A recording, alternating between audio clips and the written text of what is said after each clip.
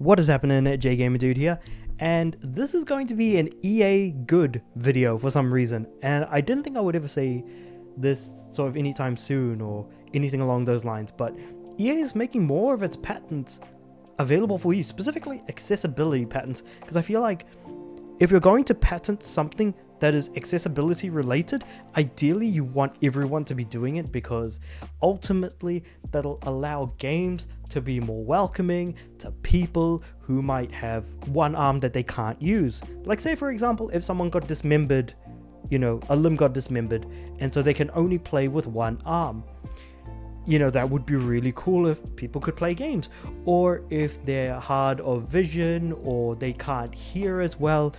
All of these things are disabling us as people from being able to play games, and so ultimately these sorts of disabilities are kind of a pain in the ass if we want to be able to play, because it's stopping us from being able to do so. So it would really be nice to be able to allow individuals who are suffering from both physical and mental ailments that make gaming more difficult to do, if not straight up impossible for some, and making games more accessible in those ways. I mean, after all, games do have accessibility options, so it's cool to see that, EA stuff is actually being, opened up to other developers. The implementation of accessibility features in video games has become a major focus for developers in recent years, and Electronic Arts has continued to share its patented accessibility technologies to benefit other studios, their teams, and fans. EA first launched its patent pledge program in 2021, that alliteration, and now has added even more accessibility patents for game developers to use when making new titles.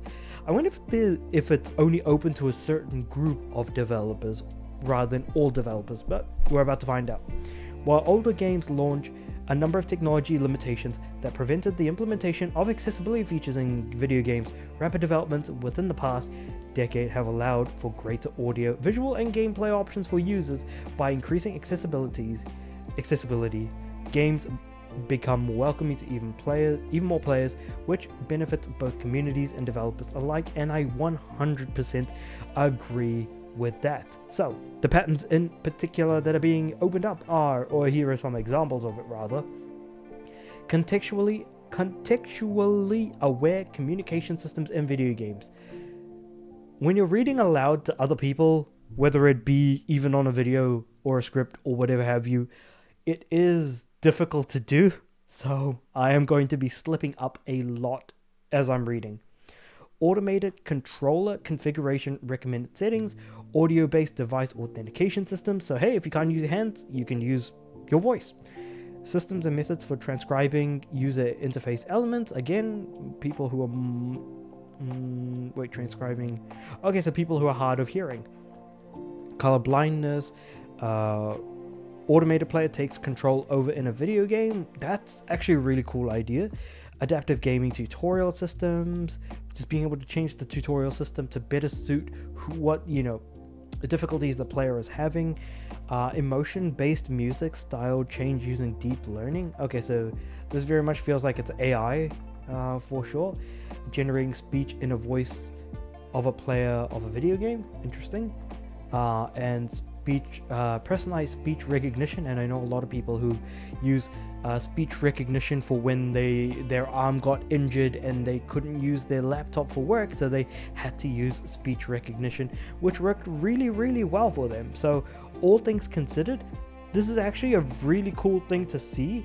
I'm happy about that, but when it comes to EA, as we talk about good things, I'm pretty sure they are going to be planning something pretty evil. It's the whole idea of the monkey's paw just kind of curling, as whatever good you get, there's going to be some negative aspects to it. So I'm just waiting for whatever the catch is. But for now, I'm just going to take it from a purely, from the perspective of the way in which I actually see it at the moment. So just from a distance, it looks cool, seems like a good idea. fingers crossed that it is that way and will remain that way. With that being said, however, let me know what you guys think about all of this in the comments below. Like the video, like the subscribe to the channel. I'm aiming for 500 subs by the end of next year. And with all that being said, I do upload every day, so I'll see you guys tomorrow.